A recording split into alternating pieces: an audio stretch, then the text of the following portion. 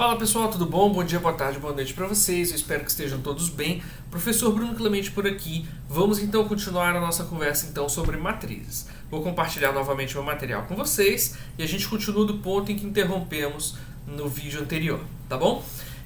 Como vocês já se recordam, a gente já conversou isso em vários momentos. O que a gente utilizava ali como elemento que liga vetores era justamente a posição. Então aqui no caso, se nós tínhamos um boletim nomes com o nome de 5 alunos e eu quisesse guardar, por exemplo, as notas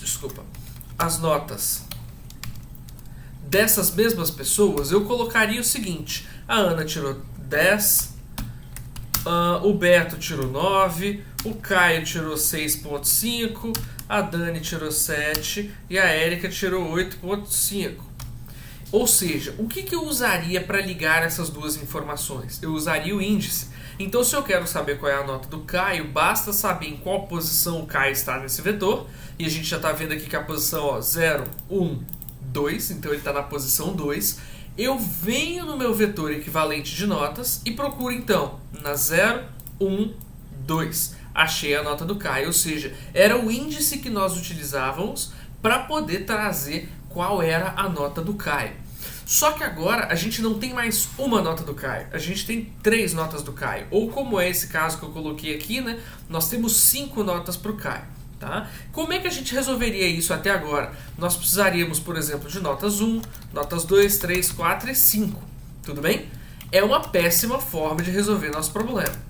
Tá? Porque a gente teria que ficar mexendo nos vetores manualmente, precisaria ficar trocando esses valores aqui toda vez que necessário. Se eu precisasse adicionar novas notas num semestre, eu precisaria vir aqui no código e adicionar nota 6 e assim em diante. Então, não é uma alternativa interessante ficar botando essas informações manualmente no sistema. Como é que nós vamos resolver? Vamos resolver com matrizes. Quanto mais informação eu adiciono na matriz, não vai fazer diferença, ela vai continuar funcionando do nosso jeito que a gente espera. O que é importante? Do mesmo jeito que na matemática, para você fazer lá por exemplo, uma multiplicação de matrizes, né? Você precisa que o número de linhas e colunas bata. Aqui a gente precisa da mesma coisa. Por quê? Olha o que eu coloquei aqui, ó. Eu coloquei as colunas sendo 10, 5, 9, 4, 7. São 5 coisas que eu coloquei. E olha quem são os nomes do boletim. Ana, Beto, Caio, Dani e Érica. 5 também. Ou seja, as colunas da minha matriz, elas estão se tornando, na verdade, a cola. O mesmo elemento lá de posição que eu utilizava. Tudo bem? E é isso que eu vou usar para amarrar as informações da matriz.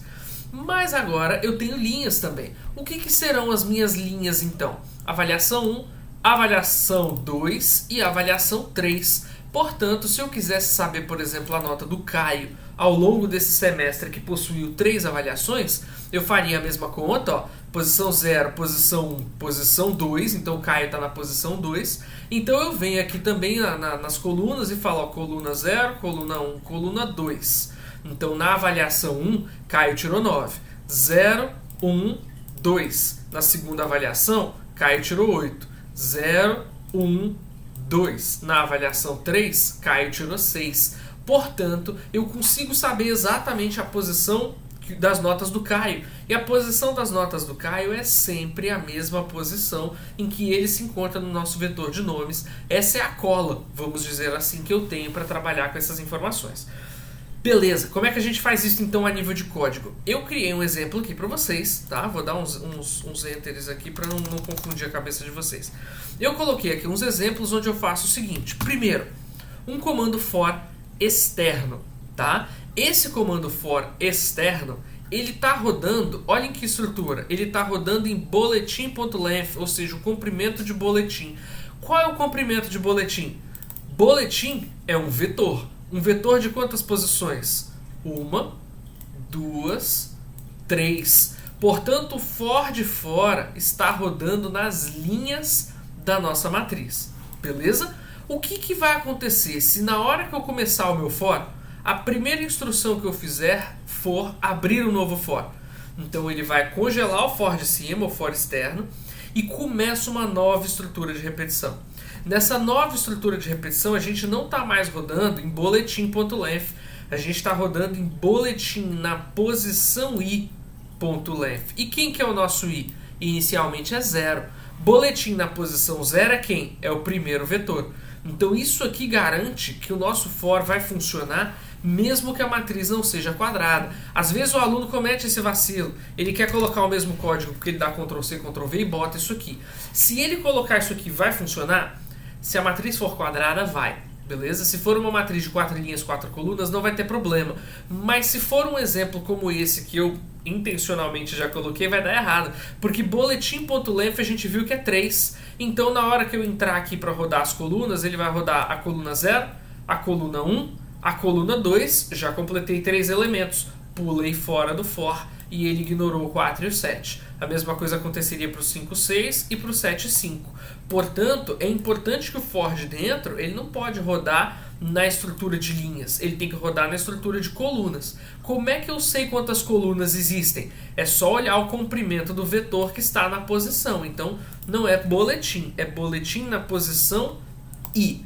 Boletim na posição i é esse cara, e esse cara, ponto length, o retorno é 5. Portanto, ele vai rodar 5 vezes, beleza? Então, essa observação é muito importante para nós, tá bom? Então, o que está acontecendo aqui na verdade? A gente fixa o 0, beleza? I é igual a 0. A gente cria o j igual a 0. E agora a gente vai imprimir pela primeira vez quem é o boletim na posição i, posição j, que é boletim, posição 0, posição 0. E no nosso caso, ó, boletim na linha 0, que é a primeira linha, é esse aqui. Coluna 0, que é a primeira, é o 10. Beleza? Ele vai concluir esse for, volta para o início do for e incrementa j. Agora i é 0, j é 1. Portanto, ele vai entrar aqui e vai mandar trazer boletim na posição 0, posição 1. Boletim na posição 0 é o primeiro vetor. A posição 1 desse vetor é o número 5. Então ele caminhou, observaram?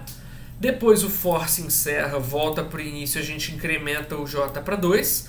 Vou conferir a posição boletim na posição 0, posição 2. 0 é o primeiro vetor, 2 é o número 9. Então ele traz o número 9 para nós. Ele vai fazer isso até esgotar tudo aqui dentro da nossa linha. Terminei de esgotar a coluna dessa linha? Terminei. Então agora o que acontece? A estrutura for se encerra completamente, acaba o for para i igual a 0, ele volta para o início, incrementa o i de 0 para 1. E aí qual é a primeira coisa que ele faz quando ele entra com i igual a 1? Ele cria um for novo com j igual a 0. Então quando ele entrar nessa linha, quais são os valores novos de i e j? Ele vai buscar então os dados de boletim na posição 1, posição 0. Ou seja, boletim na posição 1, quem que é?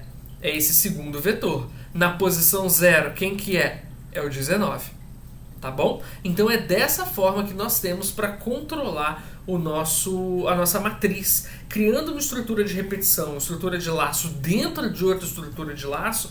O que a gente está fazendo é fixar linhas e rodar colunas. Isso foi opcional meu, tá? Se vocês quiserem fazer o for invertido para rodar as colunas e depois as linhas, se vocês quiserem mudar a forma com que vocês declaram a matriz de vocês, para ao invés de colocar 3 linhas, cada uma com 5 posições, botar 5 linhas, cada uma com 3 posições, sem problema nenhum. Isso está na mão do programador, ele faz da forma que ele achar melhor. Vamos dar uma olhada no que vai acontecer aqui se eu pegar esse camarada e colocar dentro do nosso navegador. Olha o que ele trouxe. O 10, o 5, o 9, o 4 e o 7. Olha quem são justamente os primeiros, ó. 10, 5, 9, 4 e 7. Foi exatamente o comportamento que eu falei para vocês.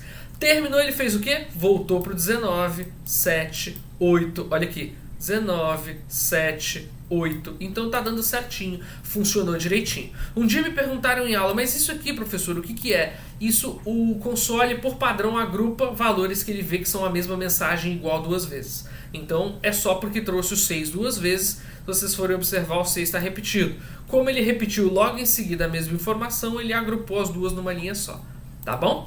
Então eu vou encerrar por aqui para o vídeo não ficar extenso, já estava quase 10 minutos. E depois eu retorno mostrando aqui como é que a gente vai fazer agora para adicionar um somatório dentro dele. Certo? Então é isso, pessoal. Espero que tenha ficado claro. Qualquer dúvida, por favor, entre em contato. Coloque as suas perguntas também nos comentários. Eu vou responder a todos, tá bom? Grande abraço e até mais.